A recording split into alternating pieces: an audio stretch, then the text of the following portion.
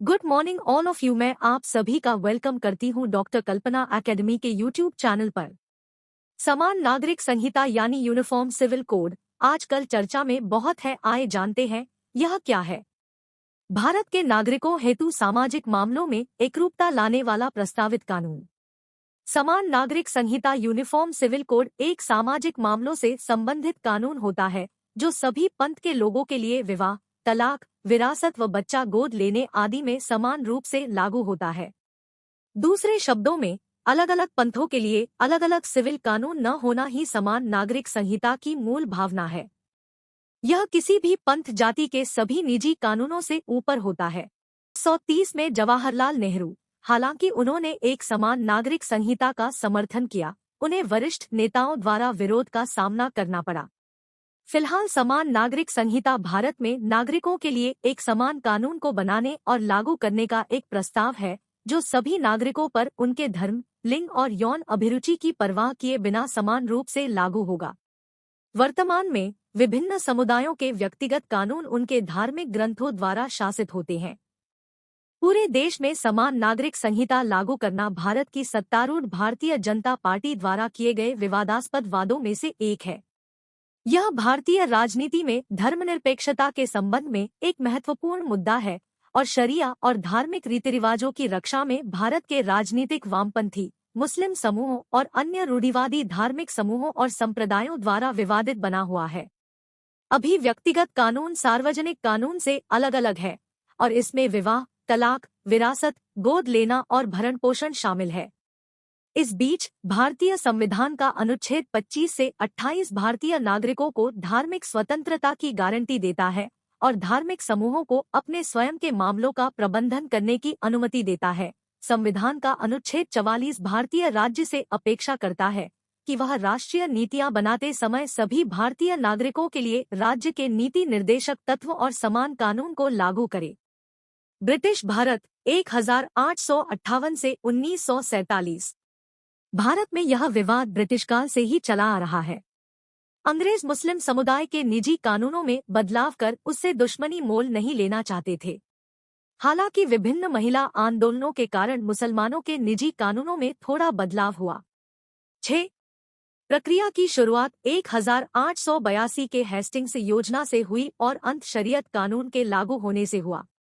हालांकि समान नागरिकता कानून उस वक्त कमजोर पड़ने लगा जब तथाकथित सेक्युलरों ने मुस्लिम तलाक और विवाह कानून को लागू कर दिया। 1929 में जमियतुल उलेमा ने बाल विवाह रोकने मुसलमानों को अवज्ञा आंदोलन में शामिल होने की अपील की। इस बड़े अवज्ञा आंदोलन का अंत उस समझौते के बाद हुआ जिसके तहत मुस्लिम जजों को मुस्लिम शादियों को तोड़ने की अनुमति दी गई। स्वतंत्रता पश्चात 1993 में महिलाओं के विरुद्ध होने वाले भेदभाव को दूर करने के लिए बने कानून में औपनिवेशिक काल के कानूनों में संशोधन किया गया। इस कानून के कारण धर्मनिरपेक्ष और मुसलमानों के बीच खाई और गहरी हो गई। वहीं कुछ मुसलमानों ने बदलाव का विरोध किया और दावा किया कि इससे देश में मुस्लिम संस्कृति ध्वस्त हो जाएगी। भारतीय संविधान और समान नागरिक संहिता। मैं व्यक्तिगत रूप से समझ नहीं पा रहा हूं कि किसी धर्म, मजहब को यह विशाल, व्यापक क्षेत्राधिकार क्यों दिया जाना चाहिए। ऐसे में तो धर्म जीवन के प्रत्येक पक्ष पर हस्तक्षेप करेगा और विधायिका को उस क्षेत्र पर अतिक्रमण से रोकेगा।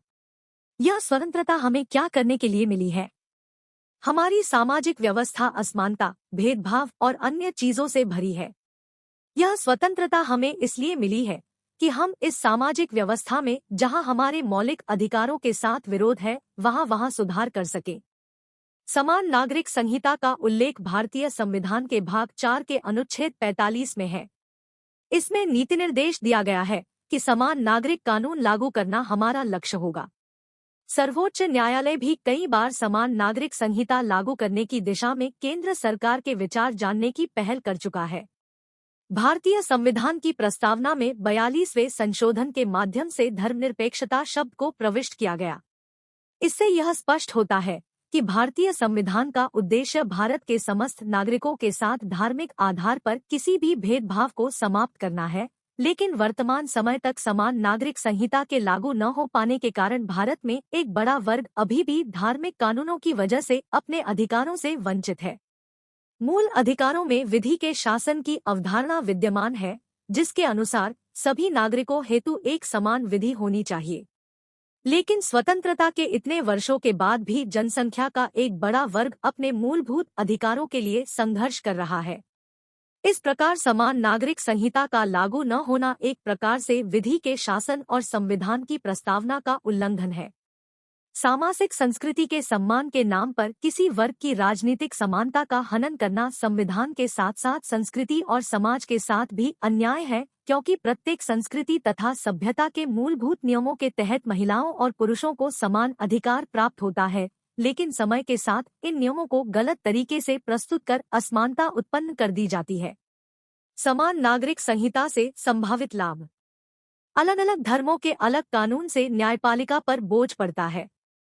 समान नागरिक संहिता लागू होने से इस परेशानी से निजात मिलेगी और अदालतों में वर्षों से लंबित पड़े मामलों के फैसले जल्द होंगे। सभी के लिए कानून में एक समानता से देश में एकता बढ़ेगी। जिस देश में नागरिकों में एकता होती है, किसी प्रकार वैमनस्य नहीं होता है, वह देश तेजी से विकास के पथ पर आगे बढ़ता है। देश में हर भारतीय पर एक समान कानून लागू होने से देश की राजनीति पर भी असर पड़ेगा और राजनीतिक दल वोट बैंक वाली राजनीति नहीं कर सकेंगे और वोटों का ध्रुवीकरण नहीं होगा। ध्यातव्य है कि सर्वोच्च न्यायालय द्वारा शाहबानो मामले में दिए गए निर्णय को तत्कालीन राजीव गांधी सरकार ने धार्मिक दबाव में आकर संसद के कानून के माध्यम से पलट दिया था। समान नागरिक संहिता लागू होने से भारत की महिलाओं की स्थिति में भी सुधार आएगा। अभी तो कुछ धर्मों के पर्सनल लॉ महिलाओं के अधिकार सीमित है। इतना ही नहीं, महिलाओं का अपने पिता की संपत्ति पर अधिकार और गोद लेने जैसे मामलों में भी एक समान नियम लागू होंगे। धार्मिक रूढ़ियों की वजह से समाज के किसी वर्ग के अधिकारों का हनन रोका जाना चाहिए। साथ ही विधि के समक्ष समता की अवधारणा के तहत सभी के साथ समानता का व्यवहार करना चाहिए। वैश्वीकरण के वातावरण में महिलाओं की भूमिका समाज में महत्वपूर्ण हो गई है, इसलिए उनके अधिकारों और उनकी स्वतंत्रता में किसी प्रकार की कमी उनके व्यक्तित्व तथा समाज के लिए अहितकर है। सर्वोच्च न्यायालय ने संपत्ति पर समान अधिकार और मंदिर प्रवेश के समान अधिकार जैसे न्यायिक निर्णयों के माध्यम से समाज में समता हेतु उल्लेखनीय प्रयास किया है। इसलिए सरकार तथा न्यायालय को समान नागरिक संहिता को लागू करने के समग्र एवं गंभीर प्रयास करने चाहिए। समान नागरिक संहिता के विषय में विधि आयोग के विचार। विधि और न्याय मंत्रालय द्वारा वर्ष 2016 में समान नागरिक संहिता से संबंधित मुद्दों के समग्र अध्ययन हेतु एक विधि आयोग का गठन किया गया। विधि आयोग ने कहा कि समान नागरिक संहिता का मुद्दा मूल अधिकारों के तहत अनुच्छेद 14 और 25 के बीच द्वंद्व से प्रभावित है। आयोग ने भारतीय बहुलवादी संस्कृति के साथ ही महिला अधिकारों की सर्वोच्चता के मुद्दे को इंगित किया। पर्सनल लॉ बोर्ड की जा रही कार्यवाहियों को ध्यान में रखते हुए विधि आयोग ने कहा कि महिला अधिकारों को वरीयता देना प्रत्येक धर्म और संस्थान का कर्तव्य होना चाहिए। विधि आयोग के विचारानुसार समाज में असमानता की स्थिति उत्पन्न करने वाली समस्त रूढ़ियों की समीक्षा की जानी चाहिए। इसलिए सभी निजी कानूनी प्रक्रियाओं को संहिताबद्ध करने की आवश्यकता है, जिससे उनसे संबंधित पूर्वाग्रह और रूढ़िवादी तथ्य सामने आ सके। वैश्विक स्तर पर प्रचलित मानवाधिकारों की दृष्टिकोण से सर्वमान्य व्यक्तिगत कानूनों को वरीयता मिलनी चाहिए। लड़कों और लड़कियों की विवाह की 18 वर्ष की आयु को न्यूनतम मानक के रूप में तय करने की सिफारिश की गई, जिससे समाज में समानता स्थापित की जा सके। भारत व अन्य देशों में स्थिति। विश्व के अधिकतर आधुनिक देशों में ऐसे कानून लागू हैं, जैसे कि America, Ireland, Pakistan, Bangladesh, Malaysia, तुर्की, इंडोनेशिया, सूडान, इजिप्ट जैसे कई देश हैं जिन्होंने समान नागरिक संहिता लागू किया है। भारत में समान नागरिक संहिता लागू नहीं है, बल्कि भारत में अधिकतर निजी कानून धर्म के आधार पर तय किए गए हैं। हिंदू, सिख, जैन और बौद्ध के लिए एक व्यक्तिगत कानून है, जबकि मुसलमानों और ईसाइयों के लिए अपने कानून है। मुसलमानों का कानून शरीयत पर आधारित है। अन्य धार्मिक समुदायों के कानून भारतीय संसद के संविधान पर आधारित है।